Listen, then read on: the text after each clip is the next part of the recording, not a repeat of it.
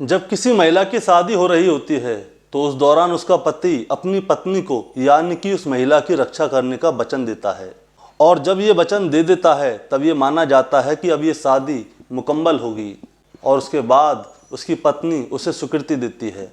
अगर हिंदी रीति रिवाज है तो पत्नी बाएं से दाहिनी ओर आकर बैठती है, और मुस्लिम रीति रिवाज है तो वो 3 बार कबूल कबूल कबूल है कहती है, और इसके बाद इस शादी को संपन्न माना जाता है। और उसके बाद वो लड़की अपनी मायके को छोड़कर अपने ससुराल जाती है, इस उम्मीद में कि उसका जो पति होगा, उसका जो शौहर होगा, अपनी पत्नी की इज्जत का पूरी तरह से ख्याल रखेगा। दोस्तों, ज़्यादातर केसेस में तो जो पति होता है वो अपनी पत्नी की इज्जत का, उसकी मान मर्यादा का बहुत अच्छी तरह से ख्याल रखता है, लेकिन कभी कभार कुछ ऐसी सच्ची कहानियाँ, ऐसी घटनाएं सामने आती हैं कि जिसे सुनने के बाद जो लड़की होती है उसका मन एक बार तो थर्रा उठता है कि क्या शादी के बाद उसके साथ भी ऐसा हो सकता है। क्या वो अपने जिस पति के भरोसे अपने घर को छोड़ के अपने ससुराल आई है, वो उसका पति उसका साथ रास्ते में ही छोड़ देगा। नमस्कार दोस्तों, मैं गौरव शर्मा और आप देख रहे हैं गौरव शर्मा सफ़र। तो दोस्तों, आज की इस कहानी में यानी कि आज की सच्ची घटना में भी कुछ ऐसा ही हुआ है, और आज की जो कहानी है ये है उत्तर प्रदेश के सहारनपुर की। दरअसल सहारनपुर में एक जगह लगती है मंडी, और इसी मंडी के एक पुलिस स्टेशन में आज से 2 दिन पहले की बात है, वहाँ पे एक महिला पहुँच जाती है, और पुलिस स्टेशन में पहुँचने के बाद वो कहती है कि मुझे एक महिला पुलिसकर्मी से बात करनी है, मुझे अपनी एक शिकायत दर्ज करानी है।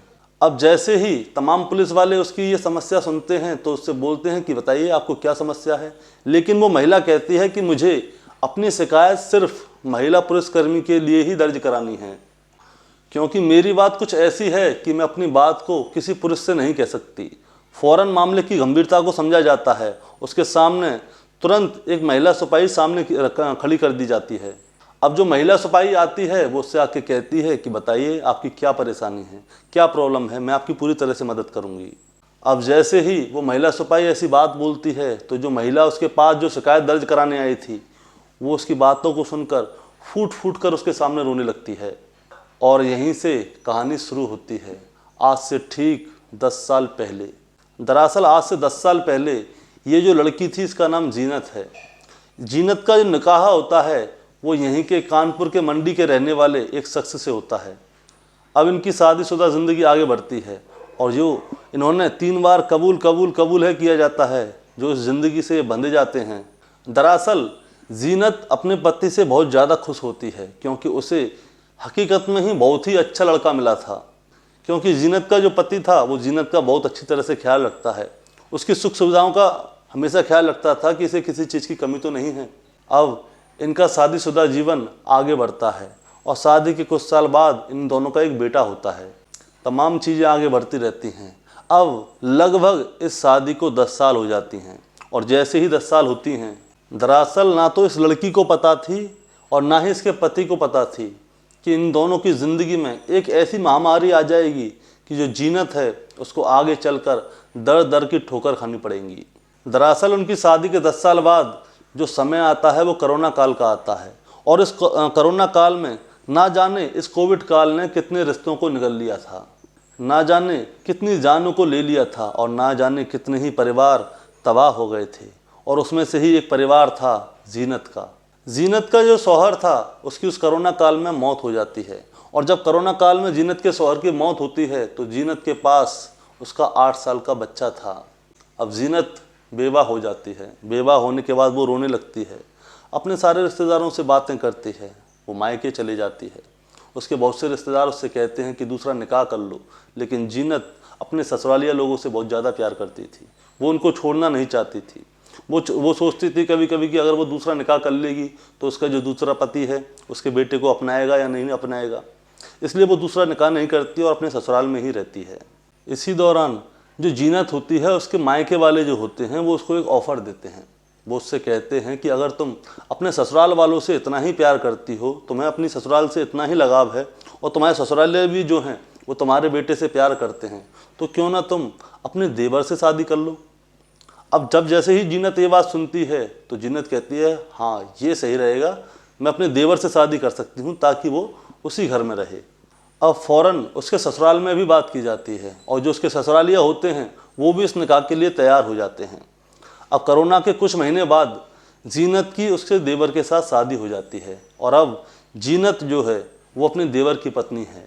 तमाम चीज़ें अब ठीक चलने लगती हैं। अब जीनत को भी एक उम्मीद जगती है कि उसका पति जो इसका देवर है अब वो उसका ख्याल रखेगा, उससे उसके बच्चे को अपनाएगा। अब ऐसा होता भी है, उसका पति उसका खूब ख्याल रखता है, उसके बच्चे को भी अपना लेता है। लेकिन जैसे जैसे वक्त बदलता है, जीनत का जो देवर होता है, जो आज के समय में उसका पति है, उसका रवैया बदलने लगता है। वो जीनत के साथ मारपीट करने लगता है, उसको डांटने फटकारने लगता है, उसका ख्याल बिल्कुल भी नहीं रखता। घर में जितने और लोग थे जो पुरुष होते हैं वो भी जीनत को गलत तरीके से छूने की कोशिश करते हैं, उसके साथ गलत काम करने की कोशिश करते हैं। और जैसे जैसे जीनत अपने शौहर को ये बात बताती है तो उसका शौहर उसका साथ देने के बजाय उस पर नाराज़ होता है, उस पर गुस्सा होता है और कहता है कि जो भी चीज़ें हो रही हैं तुम्हें बर्दाश्त करनी चाहिए, क्योंकि मैं भी तो तुम्हारे साथ एडजस्ट कर ही रहा हूँ ना। अब जब ये सारी बातें जीनत सुनती है तो सुनने के बाद सन्न रह जाती है, क्योंकि ये सारी बातें कोई और नहीं उसका शौहर कर रहा था। बहरहाल जीनत इन सारी बातों को बर्दाश्त करती रहती है और समय गुजरता रहता है। लेकिन कुछ 10-12 दिन पहले की ही बात होगी। दरअसल आज से 10 दिन पहले जीनत के घर में कोई नहीं होता, सिर्फ जीनत होती है और उसके जेठ जी होते हैं। और कुछ समय बाद उस घर में उसके जीजा की भी एंट्री होती है। महिला के नाम पे सिर्फ घर में जीनत थी, पुरुष के नाम पे उसके जीजा यानी कि उसके बहनोई और उसका जेठ होते हैं। अब जब वो दोनों जीनत को घर में अकेली देखते हैं तो उसे ज़बरदस्ती पकड़ लेते हैं और उसे उठाकर एक कमरे में ले जाते हैं। जीनत चिल्लाती रहती है, चीखती रहती है कि जीजा जी आप ये क्या कर रहे हो, जेठ जी आप ये क्या कर रहे हो, मुझे छोड़ दो। लेकिन न जीजा को ना ही उसके जेठ को जीनत के ऊपर थोड़ा भी रहम आता। वो दोनों एक एक करके उसके शरीर से सारे कपड़ों को अलग कर देते हैं और पूरी रात मिलकर उसका गैंग रेप करते हैं। जीनत जैसे तैसे अपने आप को संभालती है, उन लोगों से दूर करने की कोशिश करती है, लेकिन बच नहीं पाती। जीनत एक मासूम लड़की थी और उसके सामने 2 हट्टे कट्टे नौजवान थे जो कि उसका रेप कर रहे थे। जीनत अपने आप को नहीं बचा पाती। पूरी रात वो दोनों लोग उस मासूम लड़की के साथ गैंग रेप करते हैं, यानी कि उसका बलात्कार करते हैं। और जीनत ये सब कुछ सहती रहती है। अब सुबह होती है, परिवार के और लोग घर में आते हैं।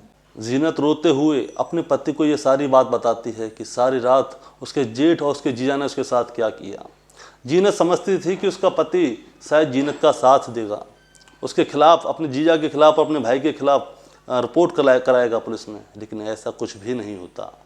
जैसे ही जीनत के पति को पता चलता है कि उसके भाई ने और उसके जीजा ने उसकी पत्नी के साथ यानी कि जीनत के साथ गैंग रेप किया है, तो वो तुरंत उसको 3 बार तलाक तलाक तलाक है कह के ट्रिपल तलाक दे देता है और उसे अपनी मायके उसके घर भेज देता है। अब जैसे ही जीनत अपनी मायके जाती है तो उसे याद आता है कि उसके ससुराल में उसकी कुछ ज्वेलरी रह गई है, उसका कुछ पैसे रह गए हैं और कुछ सामान भी रह गया है। तो वो सोचती है कि अपने ससुराल जाए और वहाँ से अपनी सारी ज्वेलरी, पैसे और उस सामान को लेके आ जाए। अब जैसे ही जीनत जो अपने ससुराल जाती है तो उसके सामने एक शर्त रखी जाती है कि इस घर में जो भी तुम्हारे साथ हुआ है इस बारे में तुम किसी को नहीं बताओगी। जीनत कहती है कि मेरे साथ इस घर में रेप हुआ है, मैं ज़रूर बताऊंगी, मैं पुलिस में जाऊंगी, आप लोगों के खिलाफ रिपोर्ट कराऊंगी।